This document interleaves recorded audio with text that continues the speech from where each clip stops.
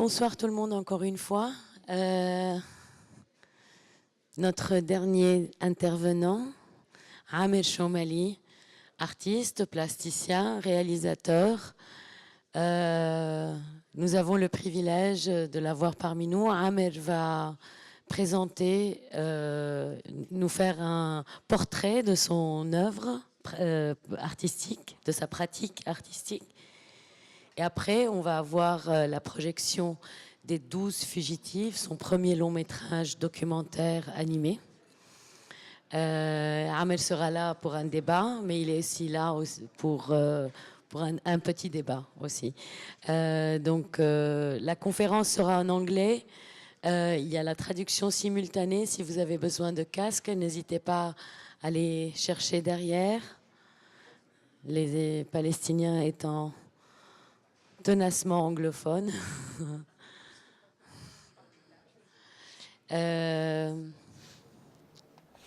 Merci. Thank you very much, Amer. So in an hour, I'll show you the film. Dans une heure de temps, on verra le film, mais maintenant je voudrais vous parler de ma pratique artistique en dehors du film que j'ai réalisé. C'est bien de suivre l'intervention qu'il y a eu par SM Nasser sur les archives et la nostalgie.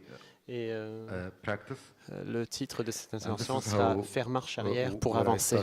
Et je voudrais vous montrer quelques œuvres.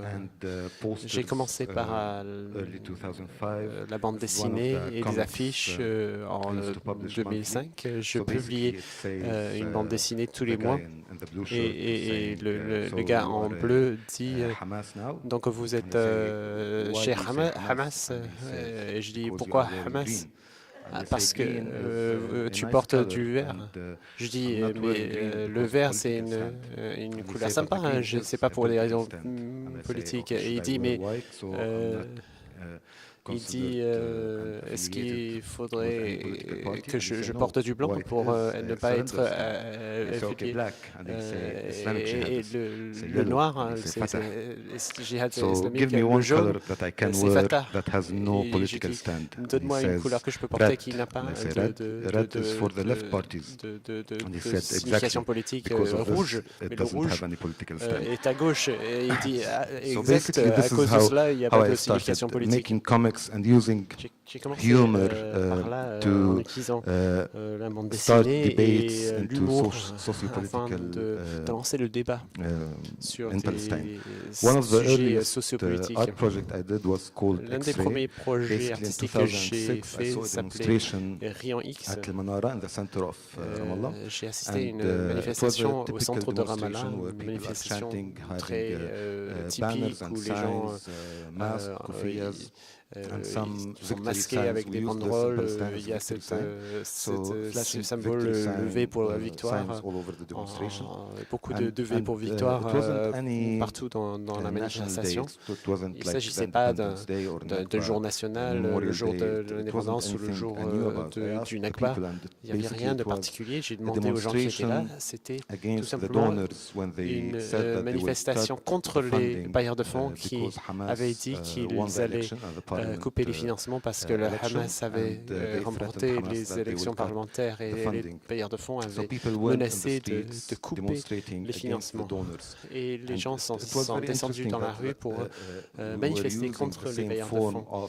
Et c'était intéressant de voir qu'on avait les mêmes formes de manifestation qu'on avait utilisées contre les Israéliens, alors que c'était une manière de faire la manche et de demander de l'argent, même si les bailleurs de fonds cherchaient à faire du chantage au Hamas par rapport à l'argent, mais on a utilisé les mêmes formes révolutionnaires.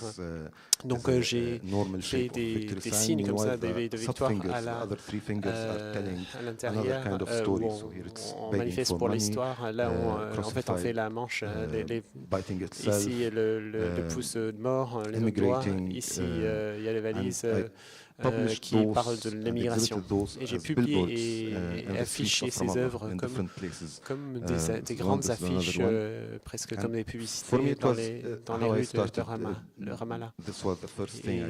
C'était ma première action. En tant qu'artiste, j'utilise l'humour et j'utilise une icône du passé pour le réinterpréter dans un contexte nouveau.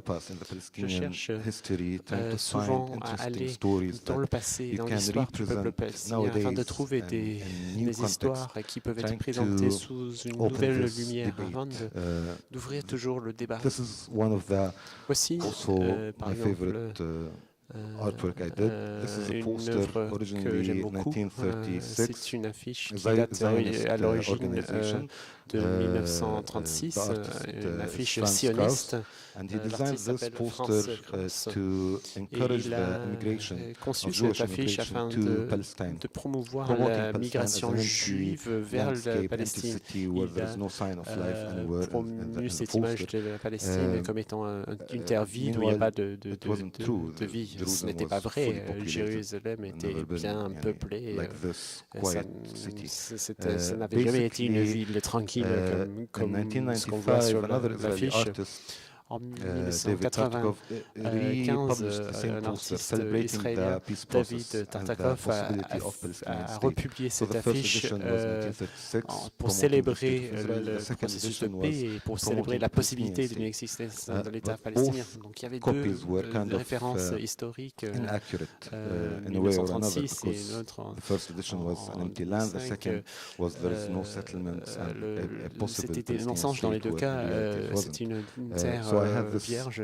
Et moi, j'ai rajouté cette version personnelle en 2009 où j'ai masqué le paysage de Jérusalem avec le mur.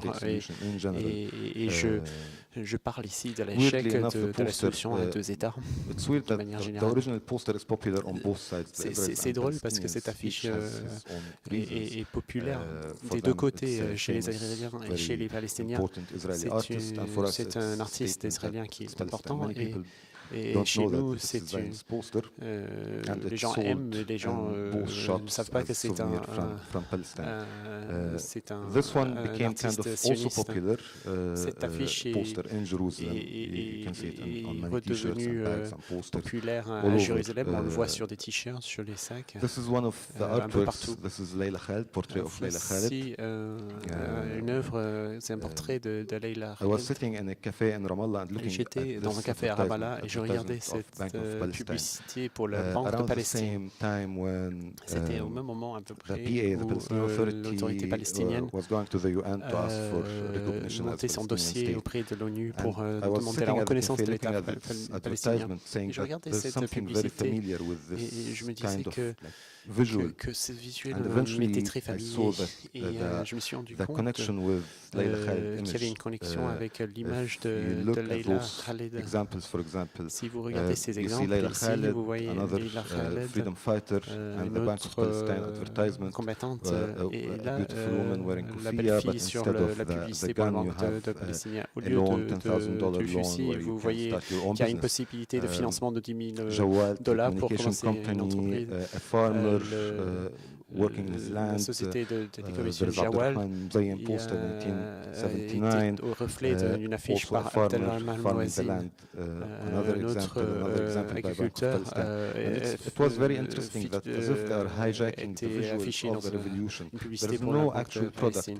C'est comme s'il prenait en otage les images de la révolution. En 2011, il n'y avait même pas de produit, mais c'était simplement une tentative de s'associer au visuel de la révolution afin de promouvoir cette image de la capitale nationale. Je me suis dit, il y a quelque chose de bizarre qui se passe, c'est peut-être intentionnel, mais les ressemblances sont troublantes. Et je suis revenu au portrait de Leila Khaled afin de donner au public cette même expérience, faire utiliser les mêmes visuels qui existaient depuis la Révolution, mais des visuels qui sont abusés, qui sont détournés pour une autre utilisation. Et mon portrait était constitué de rouge à lèvres, plus d'un millier de rouge à lèvres.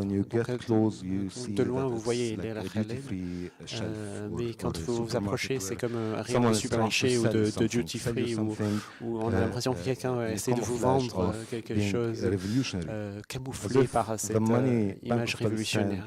C'est comme si la marque de Palestine comme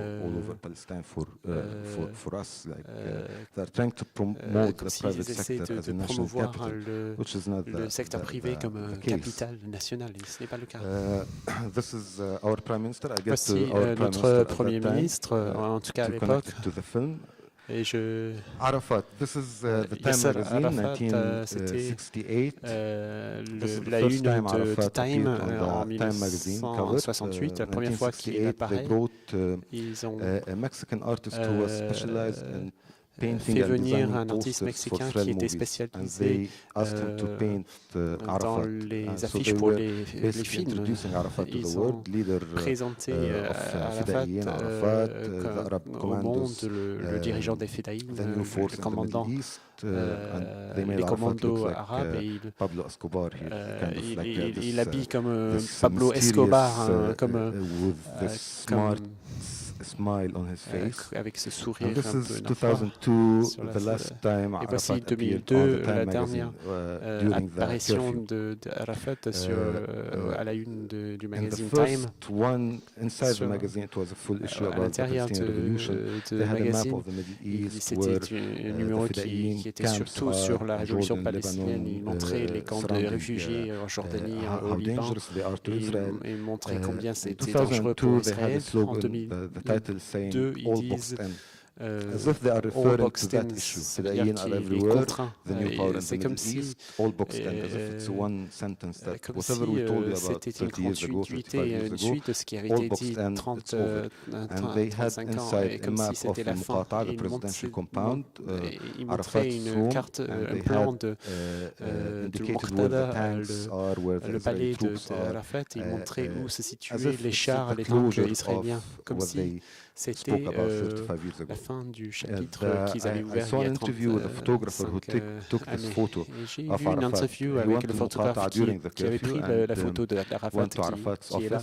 Il est allé dans le bureau d'Arafat et il s'est assis sur son bureau. Il avait une petite lampe et il travaillait. Et c'est comme ça qu'il voulait se faire prendre un portrait. Un leader qui vit sous le couvre-feu, qui se fiche de la brutalité israélienne. Et le photographe dit non, c'est pas ce qu'on veut pour le magazine Time. Il a demandé à Arafat de se présenter devant un arrière-plan, un fond noir. Il n'aimait pas l'idée, mais il n'avait pas la possibilité de négocier. Et c'était la dernière image d'Arafat, un homme défait. Quand on compare les deux images, c'est Arafat plein d'énergie, et ça c'est la version 2002. Comme si toute la vie de la révolution palestinienne s'est résumée dans la différence entre ces deux magazines. J'avais ces deux magazines, et je me suis acheté un kofia, ce foulard palestinien, et j'ai défait l'ensemble des fils afin de créer les visages d'Arafat, la première et la deuxième, la construction et la déconstruction de l'image de la révolution palestinienne, afin de parler de la manière dont Yasser Arafat voulait toujours être central à la révolution palestinienne, indépendamment du prix qui avait appris. Voici une photo qui avait été prise quelques jours avant Sabra Shatila. C'était après le départ d'Arafat de Beyrouth, un photographe a pris des photos de réfugiés qui tenaient un portrait d'Arafat. C'était intéressant parce qu'ils venaient de partir de Beyrouth et ils avaient été délaissés, ils devaient faire face au massacre. Quelques jours plus tard, il tenait toujours ce portrait d'Arafat. Quand il est parti, il a dit, ils lui ont demandé où est-ce que vous allez, il a dit je retourne en Palestine. À l'époque, je vivais dans le camp de Yarmouk. Nous comptions toujours sur l'OLP.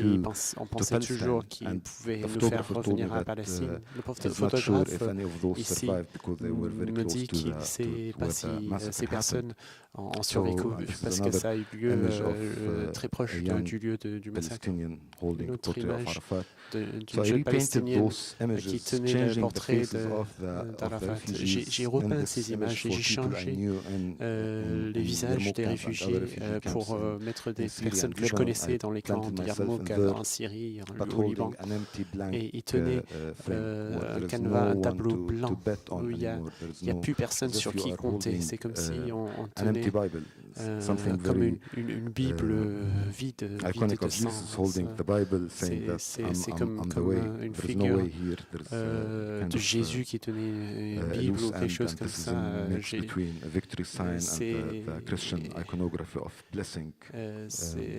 Le geste de la main, c'est quand même un mélange du V de la victoire et le signe chrétien de la bénédiction.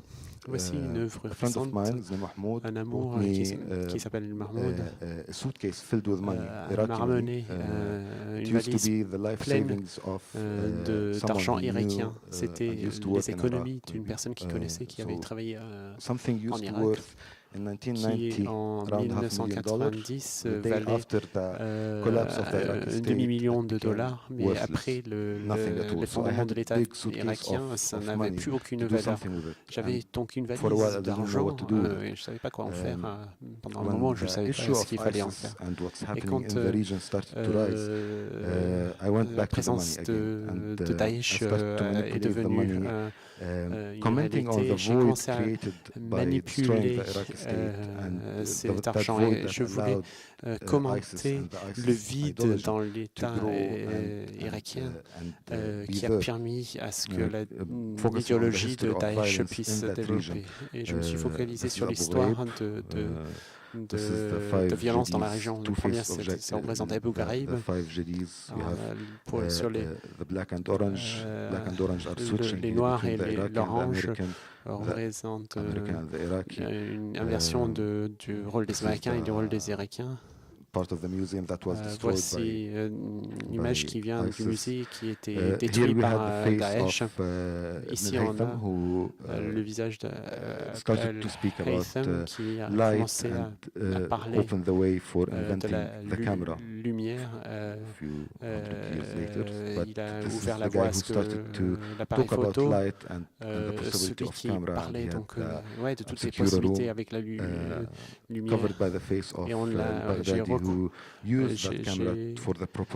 Et j'ai recouvert son visage par la tête d'Abu al-Baghdadi qui a détourné l'usage de l'appareil photo pour un usage de portrait des chevaux arabes avec des combattants de Daesh. C'était une œuvre que j'ai exposée comme si c'était une pièce de musée, comme dans une vitrine de musée.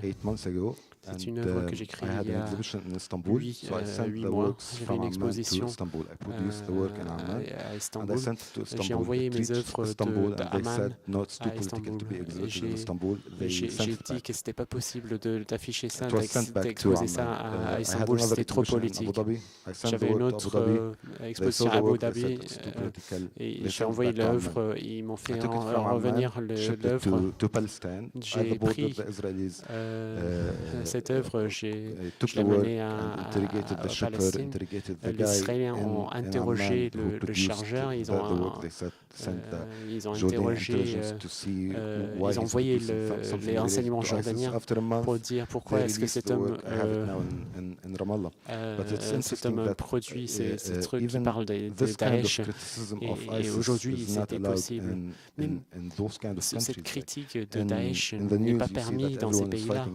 Tout le monde dit qu'il combat Daesh aux informations, mais quelque chose d'humoristique comme ça ne peut pas être exposé dans le monde. J'espère que j'aurai la possibilité de l'exposer, en tout cas à Ramallah, au mois de mai.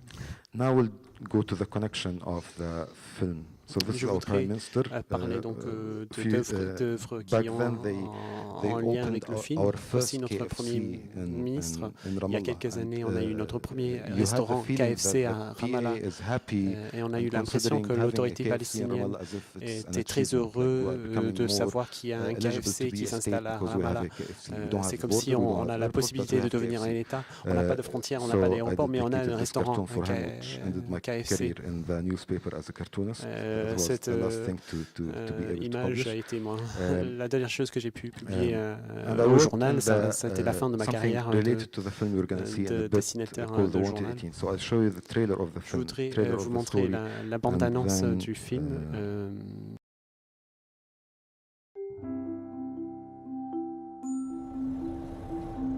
Early 1988, a Bet Sahur cow truck drove to an Israeli kibbutz. An Israeli peacenik there agreed to sell my town the cows. There was Rivka, Ruth, Lola, and then there was Goldie. We are Palestinians. We deserve to have a home. We deserve to have our land. We deserve to have our freedom. And we deserve to have cows. For me, as a teenager at that time, it was about the fun and about, proving that we can stop Israeli cars and vans and products coming into our city. The military governor came one day with his soldiers. He said, and I quote the exact words, "These cows are dangerous for the security of the state of Israel." I can't understand how can 18 cows be dangerous for the security of the state of Israel. We were kings. We were mastering our own destiny, actually. We had a full life. Complete, I would say.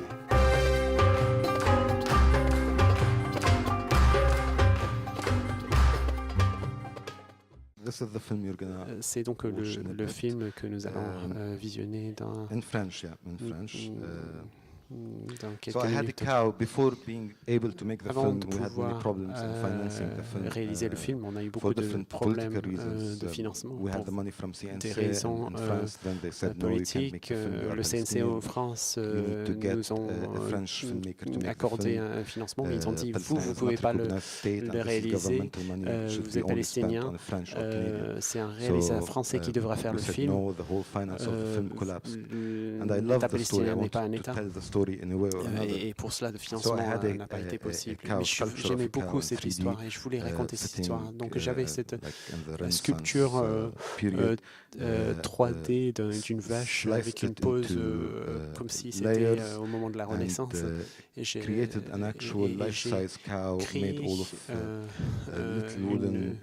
une vache à taille réelle créée de 58 000 cubes en bois. Comme si la vache était faite de pixels, comme si la vache devait se télécharger, mais ce n'était pas possible à cause d'une mauvaise connexion, par exemple. C'était aussi une structure communautaire, comme si beaucoup de personnes étaient venues ensemble pour façonner cette intifada. things I do. Voilà donc un petit aperçu de after certaines de mes œuvres. The archives and the Après, past Assam qui parlait des nostalgia. archives et du passé et de la Usually in nostalgie. my work, I try to go to the Très past, souvent, to pick a story, dans mon œuvre, je without being cherche nostalgic, but des histoires dans le passé sans savoir ce regard nostalgique pour être critique du présent. J'essaie de prendre l'histoire et de le mettre dans un autre contexte afin de faire des comparaisons avec le passé et peut-être aussi les possibilités du futur. Et ça peut peut-être faire objet d'un point de départ pour les débats et les discussions.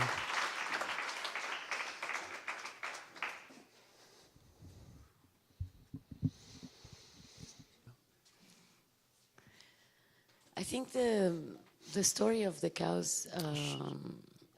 I mean, it had a real life histoire before des vaches, c'est une histoire réelle avant que vous en faites un film. J'aimerais bien que vous en parliez un peu plus. Vous avez beaucoup dessiné. I mean, the story of the 18 cows. Cette histoire des 18 you carried vaches, it for a long time, and before it became a film, it was a comic. It was right. You wrote that story. Vous l'avez écrit sous forme de bande dessinée. Getting the story to life was very complicated. It was one of the Faire vivre cette histoire a été très compliqué. C'était l'un de mes projets les plus complexes, plus difficiles. C'est une histoire très compliquée, à plusieurs couches, si vous voulez. Je ne me satisfaisais pas de simplement faire la sculpture de la vache. Je savais qu'il fallait réaliser le film, faire un film nécessite d'avoir de l'argent, nécessite de convaincre des personnes qui ont l'argent The film costed like $1 million, le film a coûté a bit more than $1 million. Un peu plus d'$1 million. And that was kind of the reaction whenever we asked for a penny from any Palestinian. Et voici un peu la réaction qu'on a eue quand on a demandé ne serait qu'une centime de la part d'un Palestinien ou un agent. Il faisait tomber le micro et we don't have even $1 single paid by a Palestinian. Tout le film, il n'y a pas un seul dollar qui a été payé par un Palestinien. On nous a fait beaucoup de propositions et ils ont dit on veut vous donner 300 000 $ si vous changez la fin de l'histoire ou ne parlez pas de tel ou tel parti politique. J'ai eu toujours ce type de proposition. La première fois que j'ai présenté le film, j'en ai parlé devant la BBC. Ils ont pris peur. Ils disent l'histoire est excellente, mais nous souhaitons bonne chance. Nous avons peur. Ils sont partis en courant, littéralement. Et j'ai eu beaucoup de mal à trouver quelqu'un qui pouvait dire, qui pouvait croire à la réalisation technique de l'histoire et qui croyait à l'histoire, qu'elle valait la peine d'être racontée.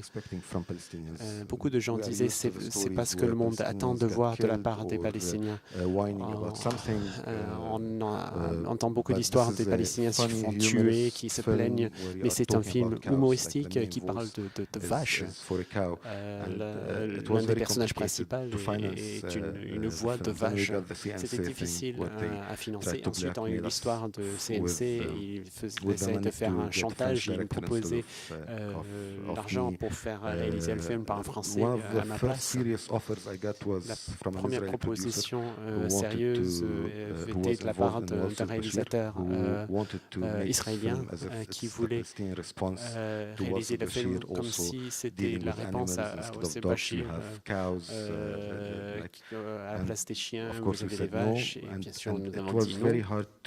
C'était difficile de continuer de porter l'histoire, parce que c'est une histoire qui est lourde, et je me sentais responsable, parce que c'était ma ville. Je viens de Beit Sahor. Moi, je le vois comme un village. Eux, ils disent que c'est une grande ville. C'est un petit village. C'est un village qui est dans la Bible. Shepherd's Field. C'est le nom de la ville signifie le champ des bergers. Mais je savais que j'allais devoir rendre les comptes à ma famille, mes amis et tout ça. Si je faisais un film qui n'était pas représentatif, je ne pouvais pas faire de compromis. Parce que je savais que ma famille, mes proches me regardaient. À la fin, nous avons réussi à retrouver le budget, un budget un peu moins élevé que ce qu'on voulait. On a eu un co-réalisateur canadien.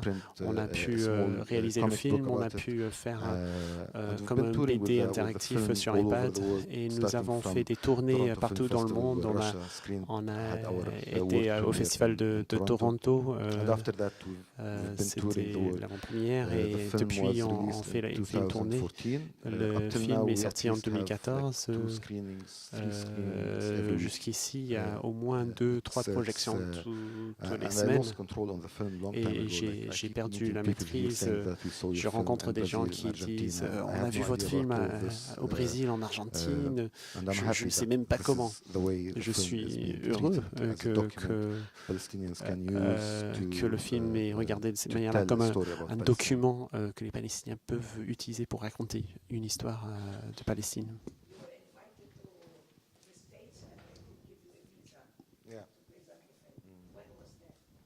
Vous avez été invité aux États-Unis pour présenter le film, mais vous n'avez pas eu le visa. C'était quand? En 2016. Mais ça a pris du temps, mais j'ai pu avoir le visa à la fin. Mais cet incident nous a donné beaucoup de publicité aux États-Unis et on a rempli des salles pendant un mois. Nous n'avons pas réussi à avoir une agence qui faisait la promotion mondiale du film, mais la meilleure promotion était Marie Regev, la ministre de Culture israélienne, parce qu'à chaque fois qu'elle parlait du film, elle cherchait à le faire taire. Et les gens voulaient aller le voir. Je lui ai envoyé une proposition pour qu'elle devienne notre agente de presse, qui continue de parler, de vouloir interdire. À chaque fois qu'elle voulait interdire le film, on faisait ça le comble. Je veux vraiment la remercier parce qu'elle a fait une pub de fou pour nous. Est-ce que je pourrais vous parler de Horns? J'aimerais que vous me montriez les 2 portraits d'Arafat sur la une de Time. Après les élections américaines, Time a publié un portrait de Trump à sa une. Et il y avait beaucoup de débats et de discussions parce que la tête était mise presque en dessous du M et ça faisait comme des cornes du diable. Mais là, ici, on voit sur la deuxième photo une corne. Ça pourrait être une unicorne ou un rhinocéros. Je ne sais pas si le photographe ou le graphiste qui a positionné la photo sur la page ont travaillé de manière intentionnelle là-dessus, ou est-ce que c'était quelque chose qui a été fait un peu par erreur? J'ai une demi-question concernant la vache. Est-ce que ce sont des oreilles ou est-ce que c'est les cornes? Est-ce que c'est une vache qui a des cornes ou avec des oreilles? Ce sont des oreilles. Et dans l'image d'origine,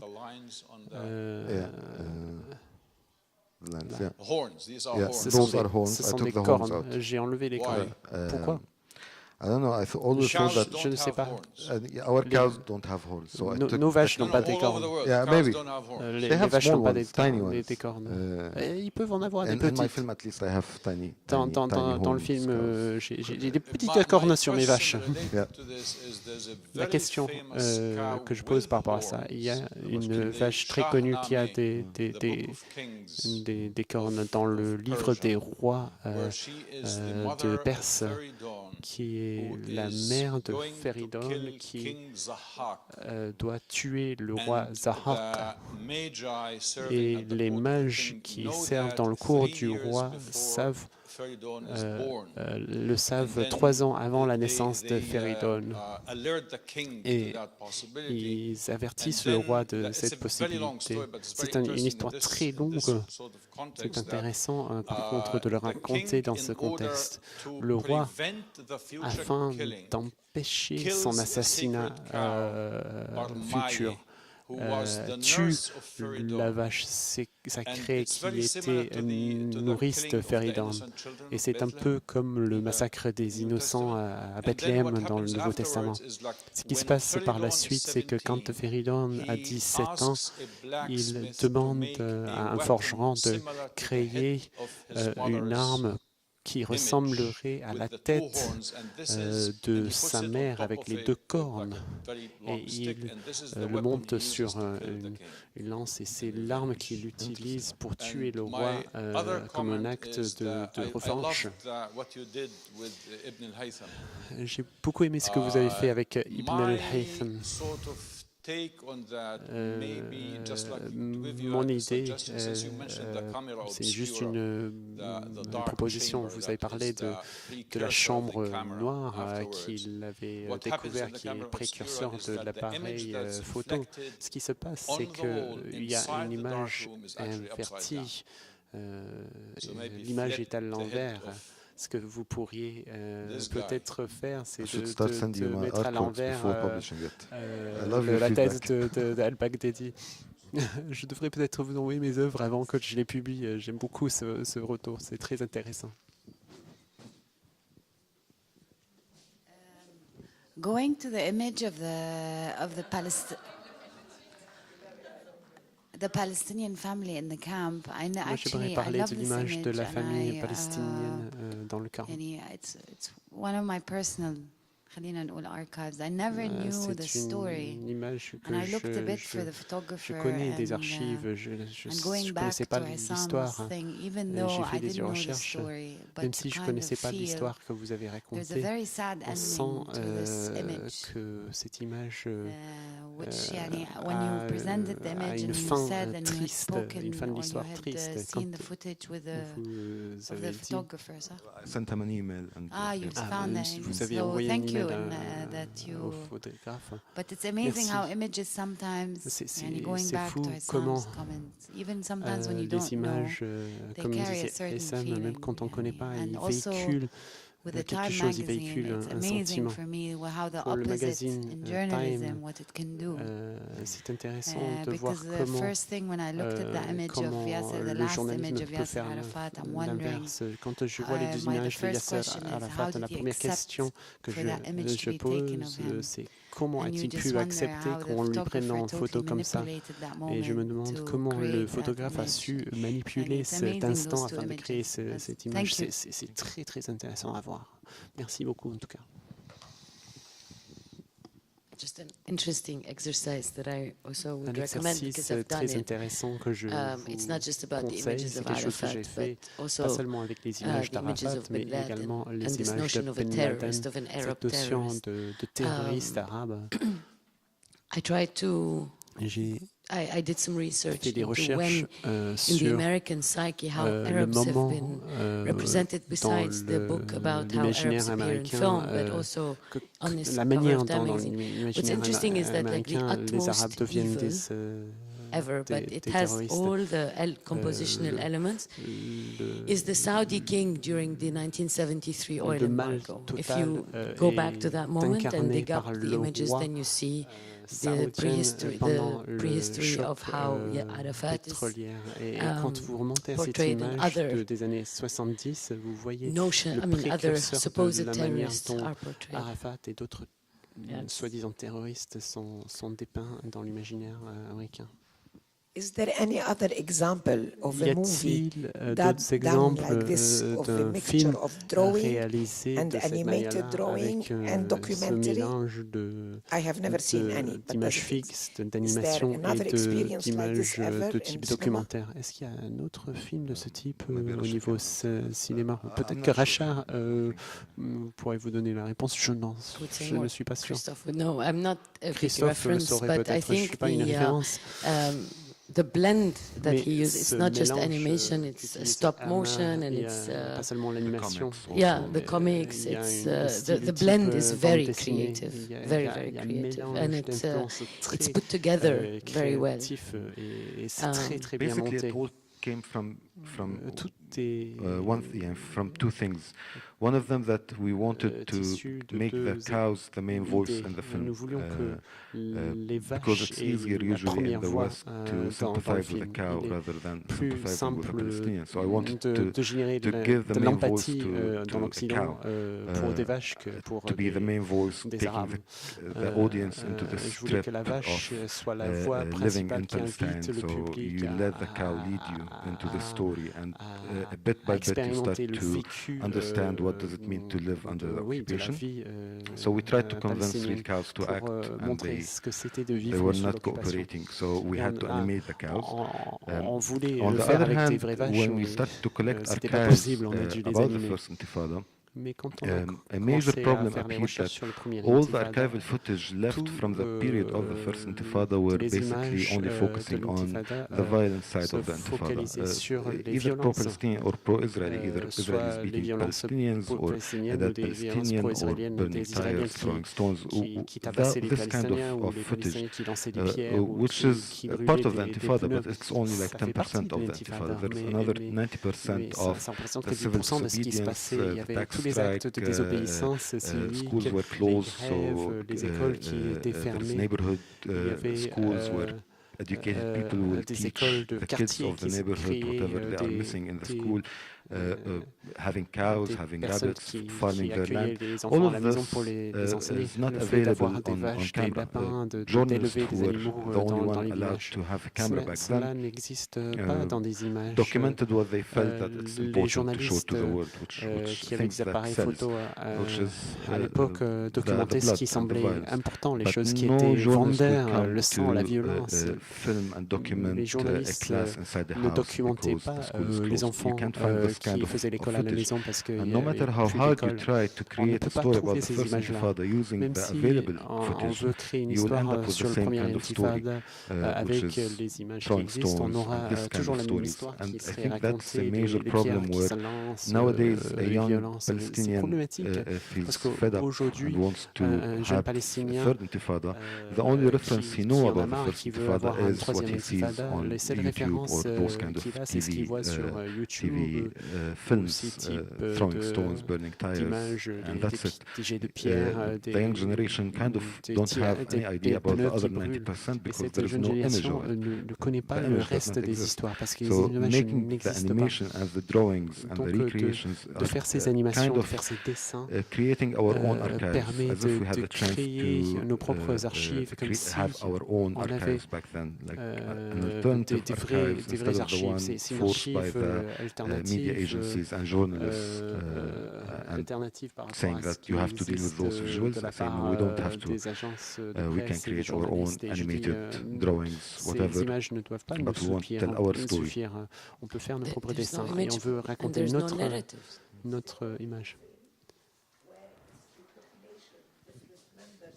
C'est le seul. The other thing which, personal opinion, is very interesting is that on the Intifada, it's the only other film where the protagonists, because you were not there in 87, but they were there, and they tell their own version of the Intifada, which is not the version of the media, neither the Palestinian media nor the version des médias palestiniens ni les médias israéliens. Je trouvais ça fascinant.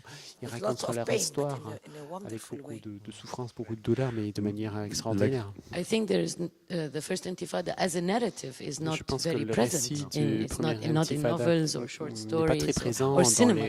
Dans les romans, dans les nouvelles, dans le cinéma. In the film, I lost control kind of totally. Like we were writing the script over 4 years before starting to shoot the actual film.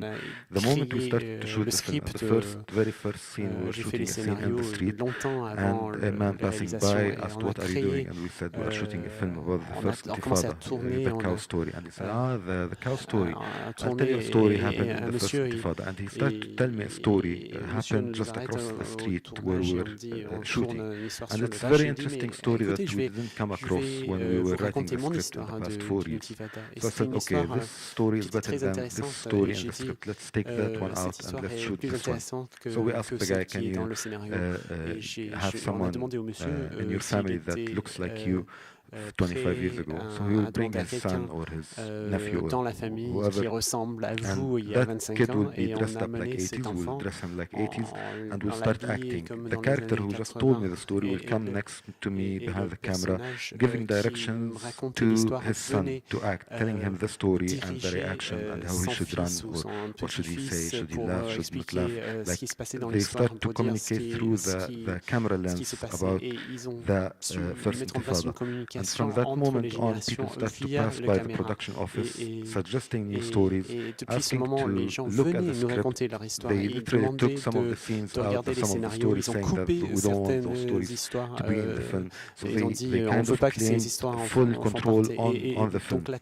So at a certain point, I was just facilitating the process, which is also part of like the spirit of the First Intifada. It's a cooperation and a collective work. You do what you can do. If you are a farmer, you can farm. If you are a teacher, you can teach. If you are a filmmaker, you should facilitate the process, a democratic process of the people telling their story. And kind of that's what happened in making this film. Le fait de faire raconter leur histoire aux gens. C'est une très bonne note pour finir. This is a great moment to conclude your talk and invite people to watch the film to the cinemas. Thank you so much, Amer. Thank you.